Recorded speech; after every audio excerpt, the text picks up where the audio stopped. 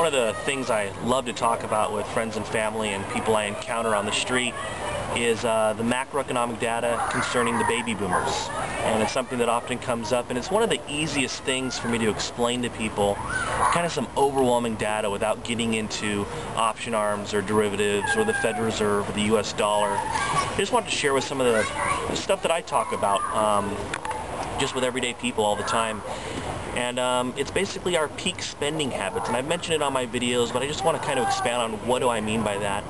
Well, we know from government statistics that the average American family, they peak in their spending habits from 46 to roughly 50 years old. That's when they're spending the most money.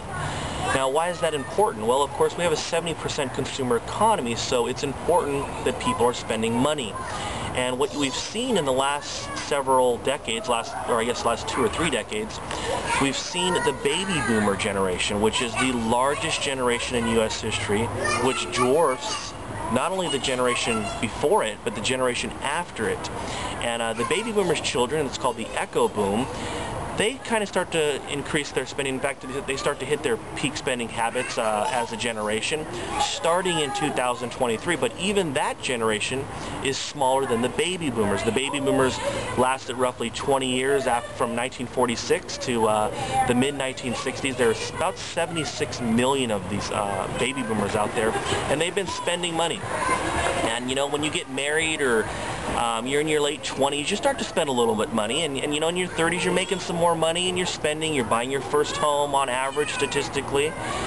And then when you hit your 40s, and your late 40s especially, your kids are going to college or getting ready to go to college. You're buying them cars, you're buying them insurance, you're buying a better car for yourself.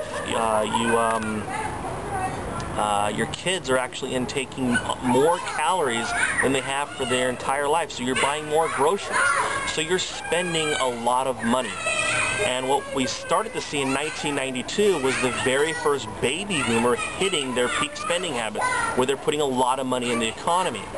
And this is actually continuing still. Baby boomers are still hitting their peak spending habits every single day. And this is actually going to end this year in 2009, roughly early 2010. And why is that important?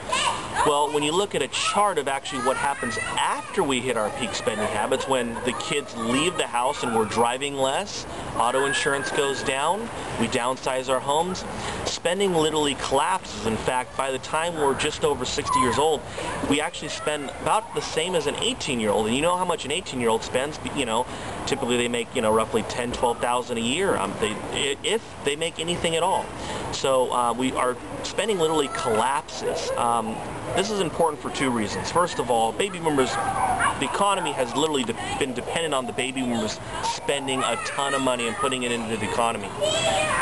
The second thing is baby boomers also account for the most taxes in the country. They pay the most income tax. They pay the most capital gains tax. They pay the most property taxes. So not only you're going to see a collapse in consumer spending, you're going to see a collapse in taxes, tax revenues. So when you see all those charts how Social Security is going to go bankrupt in 2050, remember, they're basing it on an average, which the average has been skewed by the baby boomers. Now here's the major problem. Not only is the consumer economy going to collapse and tax revenue is going to collapse, but the baby boomers are going to start entering the Social Security program, Medicare, Medicaid, and entitlements are going to go through the roof. And in fact, in the 90s, we saw about 500,000 people a year enter Social Security. And basically from here on out, for the next 20 years, we're going to see roughly 1.5 to 2 million people. So the baby boomer data is so key. If you're interested in learning more, check out Harry Dent's book, The Great Depression. It just came out a few months ago. Any of his books, really. Like I've said before in the past on my videos, he's a deflationist, so I disagree with his final analysis, but he has certainly worked hard and done some cutting-edge work, and he's really made it, given you a shortcut, so we don't have to dig through these government statistics and websites. He's got it in his book, although I would also recommend checking it out for yourself on the Commerce Department and the Bureau of Labor Statistics. Thank you for joining me on the Vision Victory channel.